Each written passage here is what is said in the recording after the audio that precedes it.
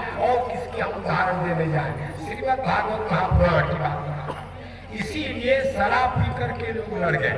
नहीं होना चाहिए, लेकिन बुद्धि जब भ्रष्ट होती है तो व्यक्ति गलत कार्य करता है। तो इसमें कई लोग हमसे बोले कि महाराज ऐसा आशीर्वाद दीजिए कि हमारी दुकान एक ठो निकले, वो चल जाए। और कुछ दिन में नहीं कोई पिएगा तो कहो महाराज पी करके बताइए आप हमें, तो हम तुम्हारा कहना क्या क्या करेंगे? ये सब बातें नहीं। आपका जीवन का कल्याण कैसे होगा इस बात को, तो आपका यह व्यापार हो सकता है, लेकिन घर के लोग जो बर्बाद होते हैं इस पर कहाँ विचार करते हैं? युक्त आहार विहारस्य युक्त चेष्टस्य कर्मसु युक्त सोपनावबोधस्य एवं भौतिकता। जब व्यक्ति के आहार बदलता है उसके महाराज सब गड़बड़ हो जाते हैं। लंका में राक्षसों का आहार क्या है? कहीं महिष मानुष धेनु कर आज कल निशाचर भक्षयु। ये आहार देखिए, शराब मांस खाना पीना, ये लंका का आहार है। और उसी में मान जी गए तो हनुमान जी ने कौन सा भोजन किया? बोले मोहि अतिशय भूखा लाग देख सुंदर फल रूखा। ये सात्विक भोजन। जब आपका आहार सात्विक हुआ तो आपका आचरण भी सात्विक हो जाएगा। बहुत लोग शाम का दवा देखिए, रावण चलता था तो पृथ्वी डगमगाती थी।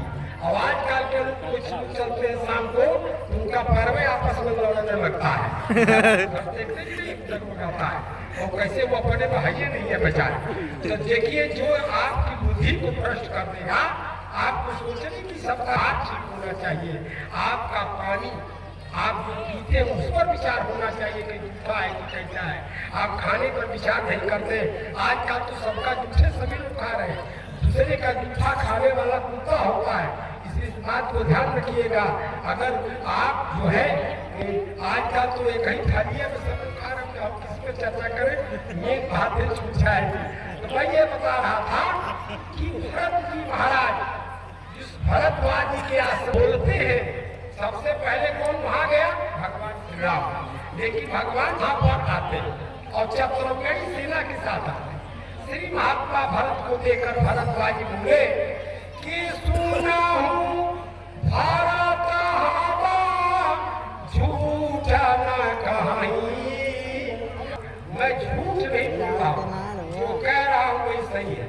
और यही नहीं, मैं सब कुछ जानता हूं, सब कुछ जानता हूं। और सब कुछ जानने के बाद मेरा यह निर्णय है। बोले क्या?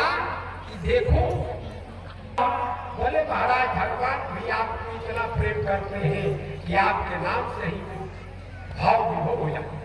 लेकिन हमने अपने जीवन में जो साधना किया है, जो उपासना किया है, जो यज्ञ किया है, जो मैंने पूजन किया है, इसका फल मुझे मिला।